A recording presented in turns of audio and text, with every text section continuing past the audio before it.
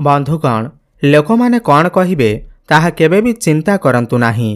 केवल चिंता करंतु जे आपण को कौन करने को पड़िबो। नूतन वर्ष आपणकर जीवन रे अनेक गुड़िए सफलता नहीं करि आसीबो। तेणु लोक माने कौन कहिबे ताहाकू केबे भी चिंता करंतु नाही। नमस्कार बंधुगण, आपण मानंकु आमर ही चैनल को स्वागत। आज ही ज्योतिष कार्यक्रम वृष राशि व्यक्तिविशेष मानक पाई बहुत ही अधिक गुरुत्वपूर्ण एवं खास रही अछि। सर्वप्रथमे समस्त वृष राशि व्यक्तिविशेष मानंकु एही नूतन वर्ष 2026 उपलक्षे हार्दिक शुभेच्छा एवं शुभकामना। मो भगवान को निकटरे यह ही प्रार्थना करुअछि कि एही नुआ वर्ष 2026 आपण मानकर जीवन रे अनेक गुड़िए खुशी आनिकरी आसु। आपण मानकर जीवनरु समस्त दुख कष्ट एवं समस्या को दूर करू। आपण सुस्थ रुहंतु, आनंदित रुहंतु, आपणकर समस्त इच्छा अभिलाष पूर्ण हेउ। आज भिडियो रे आमे आलोचना करिबा कि वृष राशि व्यक्तिविशेष मानक पाई वर्ष 2026 किपरि रहिबो। पूरा वर्ष सारा आपण मानकर जीवन रे कौन सबु बड़ परिवर्तन आसीबो, आपणकर भाग्य रे कौन परिवर्तन आसीबो। वार्षिक राशिफल विषय रे जानिबा। गोटिए कथा जानि रखंतु, एही वर्ष 2026 वर्षर राजा अटंती सूर्यदेव। जो भली 2025 मंगलंकर वर्ष थिला, सेही भली 2026 सूर्यंकर वर्ष अटे। तेबे कौन रहिबो प्रभाव, यह आमे विस्तार भाव जानिबा। यह पूर्वरु जदि आपणकर भी वृष राशि हुई थाए एवं आपण भी ईश्वर को सच्चा हृदय रे भक्ति करंती, विश्वास करंती, तेबे एही भिडियोटी को लाइक करी कमेंट बॉक्स रे जय मां लक्ष्मी, जय शनिदेव अवश्य लिखि दियंतु। देखंतु भिडियो आरंभरु मु आपण मानकु जेमिति कहिली, एही वर्ष सूर्यंकर वर्ष अटे। सूर्य होउछंती आत्मार कारक ग्रह, मान सम्मानर ग्रह, सरकारी चाकिरीर ग्रह। तेबे एही वर्ष रे समस्त व्यक्तिविशेष मानक उपरे सूर्यंकर कृपा प्राप्ति हेबाकु जाउअछि। तेबे वृष राशि व्यक्तिविशेष मानक उपरे मध्य सूर्यंकर कृपा प्राप्ति हेबाकु जाउअछि। यह सहित मंगल, शुक्र, राहुकेतु, शनि एवं बृहस्पति आपणकर जीवन रे केउ भली फल प्रदान करिवे ताहा विस्तार भाव में आमे आलोचना करिबा। सेतिपई भिडियोटी को शेष पर्यंत निश्चिंत भाव में देखंतु। एहा पूर्वरु आपण माने जानि रखंतु जे एही कार्यक्रम आपणकर जन्म राशि चंद्र राशि उपर आधारित। आपणकर जदि वृष राशि हुई थाए एवं जदि भी आपणकर वृष लग्न भी हुई थाए, आपण एही कार्यक्रमटी को देखि पारिबे। आसंतु प्रथमे जानि नेबा वर्ष आरंभरु आपणकर जातकरे ग्रह मानकर स्थिति किपरि रहिबा। देखंतु आपणकर वृष राशि, आपणकर द्वितीय भाव में देवगुरु बृहस्पति विराजमान रहिबे। चतुर्थरे केतु एवं दशम भाव में राहु विराजमान रहिबे। आपणकर अष्टम भाव में सूर्य, शुक्र, बुध एवं मंगल विराजमान रहिबे एवं आपणकर एकादश भाव में शनि विराजमान रहिबे। देखंतु एही वर्ष आपणकर राशि रे कोनोसी भी शनिकर 7.5 शनि अढ़ई नाही। शनि आपणकर राशि पाई कर्म भावर अधिपति एवं भाग्य भावर अधिपति अटंती। नवम एवं दशम भावर अधिपति हुई करी वर्ष आरंभरु आपणकर लाभ स्थान माने एकादश भाव में चलन करिवे एवं पूरा वर्ष आपणकर लाभ भाव में विराजमान रहिबे। तेबे सर्वप्रथमे देखा जाउछि कि एही वर्ष आपणकर समस्त इच्छा अभिलाष पूर्ण हेबाकु जाउअछि। वर्ष आरंभरु नै करी जुलाई 26 पर्यंत आपण जहा इच्छा करिवे ताहा आपनको प्राप्ति हेबो। काहेकि ना शनि आपणकर एकादश भाव में अछंती, लाभर भाव में अछंती। आपनको समस्त क्षेत्ररु लाभ ही लाभ प्राप्ति हेबो। आर्थिक लाभ मिलिबार बड़ संभावना बनुअछि। आपणकर जहा भी किछि आर्थिक समस्या रहिथिला ताहा मध्य दूर होइजिबो। काहेकि ना बृहस्पति मध्य वर्ष जाक आपणकर द्वितीय भाव माने धन भाव में चलन करिवे। तो एही वर्ष आर्थिक लाभ मिलिबार बहुत अधिक संभावना बनुअछि। आपणकर बड़ भाई भौणी मानक सहित आपणकर संपर्क मजबूत रहिबो। जो माने शेयर मार्केट, स्टॉक मार्केट एवं ट्रेडिंग रे काम करुछंती सेमानको आकस्मिक धन प्राप्ति हेबो। आपण किछि एक्स्ट्रा इनकम करबा को मध्य भाबी पारंती एवं सेथिरे लाभान्वित मध्य होई पारंती। जुलाई 26 रु नै करी डिसेंबर मास मध्यरे शनि बकरी चालन करिवे। ଯାହାଫଳରେ ଆପଣଙ୍କର ଦଶମ ଭାବର ଫଳ ଦେବେ। ଏହାପରେ ମାନେ ଜୁଲାଇ 26 ପରେ ଆପଣଙ୍କର କର୍ମକ୍ଷେତ୍ରରେ ବଡ଼ ପରିବର୍ତ୍ତନ ହୋଇପାରେ। ଏହାପରେ ଆପଣ ଆପଣଙ୍କର କର୍ମକ୍ଷେତ୍ରକୁ ନେଇ ବହୁତ ଅଧିକ ଚିନ୍ତା କରିବାକୁ ଲାଗିବେ। ଆପଣଙ୍କର ଆୟରେ ବୃଦ୍ଧି ଦେଖିବାକୁ ମିଳିବ ଏବଂ ଯେଉଁମାନେ ବି ବେରୋଜଗାରୀ ଅଛନ୍ତି, ଯେଉଁମାନଙ୍କ ପାଖରେ କୌଣସି ବି ଚାକିରି ବାକିରି ନାହିଁ, ଦୀର୍ଘଦିନ ଧରି ଯେଉଁମାନେ ଚାକିରିର ଅପେକ୍ଷାରେ ଥିଲେ, ମନପସନ୍ଦର ଚାକିରିଟିଏ ପ୍ରାପ୍ତି ହୋଇପାରୁନଥିଲା, ତ ଜୁଲାଇ ମାସ ପରେ ଶନି ଯେତେବେଳେ ବକ୍ରି ହେବେ, ଦଶମ ଭାବର ଫଳ ଦେବେ, ଆପଣଙ୍କୁ ଚାକିରି ମିଳିବାର ବହୁତ ଅଧିକ ସମ୍ଭାବନା ବନୁଅଛି। ଆପଣଙ୍କୁ ସମସ୍ତ ଇଣ୍ଟରଭ୍ୟୁରେ ସଫଳତା ପ୍ରାପ୍ତି ହେବ। ଯେହେତୁ ଶନି ଆପଣଙ୍କର ଭାଗ୍ୟ ଭାବର ଅଧିପତି ହୋଇକରି ଦଶମ ଭାବର ଫଳ ଦେବେ, ତ ଭାଗ୍ୟ ଆପଣଙ୍କର ସାଥ ଦେବ। କର୍ମକ୍ଷେତ୍ରରେ ଆପଣଙ୍କ ପାଖକୁ ନୂଆ ନୂଆ କାମ ଆସିବ। ଆପଣ କିଛି ବଡ଼ କାର୍ଯ୍ୟର ଆରମ୍ଭ କରିବେ, ବଡ଼ ଇନଭେଷ୍ଟମେଣ୍ଟ କରିବେ। ଉପର ଅଫିସରଙ୍କ ସହିତ ଆପଣଙ୍କର ସମ୍ପର୍କ ଭଲ ରହିବ। ଆପଣଙ୍କର ଦାୟିତ୍ୱ ବଢ଼ିବ। କର୍ମକ୍ଷେତ୍ରରେ ଆପଣଙ୍କୁ ସମ୍ମାନିତ କରାଯାଇପାରେ। ଏହି ବର୍ଷ ଆପଣ ନିଶ୍ଚିନ୍ତ ଭାବରେ ଦେଖିବେ ଆପଣଙ୍କର କର୍ମକ୍ଷେତ୍ରରେ କିଛି ନା କିଛି ବଡ଼ ପରିବର୍ତ୍ତନ ଅବଶ୍ୟ ଘଟିବ। ହୁଏତ ଆପଣଙ୍କର ଟ୍ରାନ୍ସଫର ହୋଇପାରେ କିମ୍ବା ଆପଣଙ୍କର ପ୍ରମୋସନ ମଧ୍ୟ ହୋଇପାରେ। ଏହି ସମୟରେ ଆପଣ ଆପଣଙ୍କର କର୍ମକ୍ଷେତ୍ରରେ ସ୍ଥାନ ପରିବର୍ତ୍ତନ କରିପାରନ୍ତି କିମ୍ବା ଆପଣଙ୍କର ଘର ମଧ୍ୟ ପରିବର୍ତ୍ତନ କରିପାରନ୍ତି। କାହିଁକିନା ଶନିଙ୍କର ଦୃଷ୍ଟି ଆପଣଙ୍କର ଚତୁର୍ଥ ଭାବ ସୁଖର ଭାବ ଉପରେ ପଡ଼ିବ। ଆପଣଙ୍କୁ ସର୍ବସୁଖ ପ୍ରାପ୍ତି ହେବ। ଜୁଲାଇ ମାସ ପରେ ଆପଣ କିଛି ଭୂମି, ଜମି, ପ୍ରପର୍ଟି କିମ୍ବା ନୂତନ ଯାନବାହନ କ୍ରୟ କରିପାରନ୍ତି, ନୂତନ ଗୃହ ନିର୍ମାଣ କରିପାରନ୍ତି କିମ୍ବା ଘରକୁ କୌଣସି ଲୌହ ଜାତୀୟ ଜିନିଷ, ମେସିନ୍ ଜାତୀୟ ଜିନିଷ କ୍ରୟ କରିକି ଆଣିପାରନ୍ତି। କିନ୍ତୁ ଆପଣଙ୍କର ମାଆଙ୍କର ସ୍ୱାସ୍ଥ୍ୟରେ କିଛି ସମସ୍ୟା ଦେଖାଦେଇପାରେ। ତାଙ୍କର ହାଡ଼ରେ କିଛି ଜଏଣ୍ଟ ପେନ୍ ଭଳି ସମସ୍ୟା ଦେଖାଦେଇପାରେ। ପାଦରେ କିଛି ସମସ୍ୟା ଟିକେ ଦେଖାଦେଇପାରେ। ଏଥିପ୍ରତି ଆପଣ ଟିକେ ଧ୍ୟାନ ଦେବେ।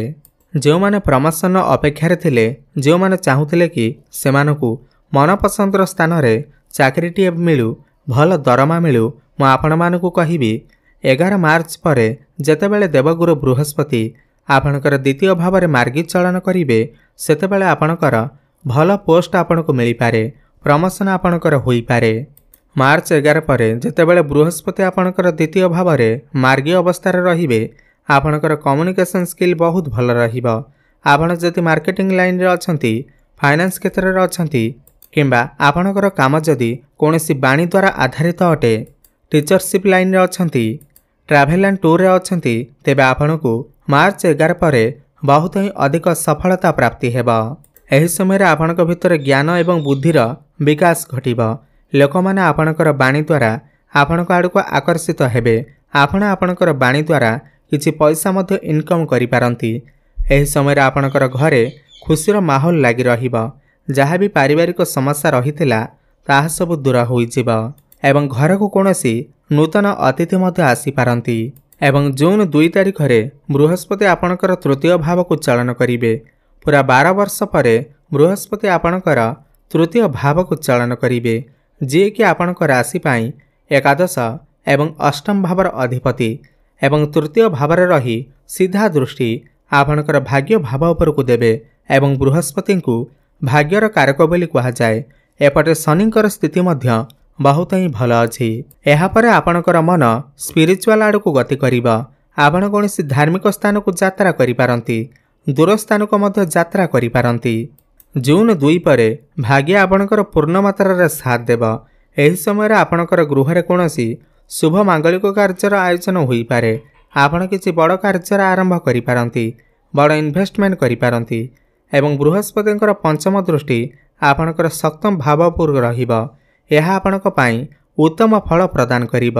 ଯେଉଁ ପିଲାମାନଙ୍କର ବିବାହ ବୟସ ହୋଇଯାଇଛି, ଯେଉଁମାନଙ୍କର ବିବାହ ଭାଙ୍ଗି ଯାଉଥିଲା, ବିବାହ ପ୍ରସ୍ତାବମାନ ଆସୁନଥିଲା, ତ ଜୁନ 2 ପରେ ଯେତେବେଳେ ବୃହସ୍ପତି ଆପଣଙ୍କର ସପ୍ତମ ଭାବକୁ ଦୃଷ୍ଟି ଦେବେ, ତେବେ ଆପଣଙ୍କ ଘରକୁ ବିବାହ ପ୍ରସ୍ତାବମାନ ଆସିପାରେ ଏବଂ ବିବାହ ମଧ୍ୟ ଫାଇନାଲ ହୋଇପାରେ ଏବଂ ବିବାହ ମଧ୍ୟ ହୋଇଯାଇପାରେ ଏବଂ ବୈବାହିକ ଦାମ୍ପତ୍ୟ ଜୀବନ ଏହି ସମୟରେ ଆପଣଙ୍କର ସୁଖମୟ ବ୍ୟତୀତ ହେବ। ଆପଣଙ୍କର ଲାଇଫ୍ ପାର୍ଟନରଙ୍କର କ୍ୟାରିୟରରେ ମଧ୍ୟ ଗ୍ରୋଥ ଆସିବ। ତାଙ୍କର ସ୍ୱାସ୍ଥ୍ୟରେ ଯଦି କିଛି ସମସ୍ୟା ଥିଲା, ତାହା ସବୁ ଦୂର ହୋଇଯିବ ଏବଂ ବୃହସ୍ପତିଙ୍କର ନବମ ଦୃଷ୍ଟି ଆପଣଙ୍କର ଏକାଦଶ ଭାବ ଉପରକୁ ରହିବ, ଶନିଙ୍କ ଉପରେ ରହିବ। ତ ଆପଣଙ୍କୁ ଲାଭ ହିଁ ଲାଭ ପ୍ରାପ୍ତି ହେବ। ସମସ୍ତ ଦିଗରୁ ଲାଭ ପ୍ରାପ୍ତି ହେବ। पौत्रिक संपत्तिर आपणको लाभ प्राप्ति हेब। आउ गोटे कथा भूलीगली, जून 2 पूर्व बृहस्पति आपणकर षष्ठ भाव को दृष्टि देवे। षष्ठ भाव आपणकर रोग, ऋण एवं शत्रुर भाव होता है। जो माने ऋण करजर मायाजाल फसी रही ऋण करज को सुझिबारे सक्षम हो पार नथिले सेमाने एही वर्ष ऋण करज को सुझिबारे सक्षम हेबे। धन कमाइबा पाई नुआ नुआ रास्ता आपन को मिल जिवो एवं जो माने भी ऋण नेबाकू चाहुथिले सेमानकर व्यापार वाणिज्य पाई हेउ, शिक्षा को नहीं हेउ, सेमानकू एही वर्ष अति सहजरे बहुत सहजरे ऋण मध्य मिल जिवो।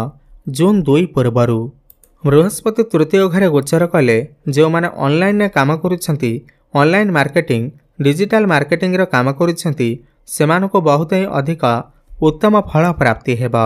आपणकर स्वास्थ्य विषय जदि आमे कथा हेबा, आपणकर राशि रो अधिपति हेउचंती शुक्र महाराज।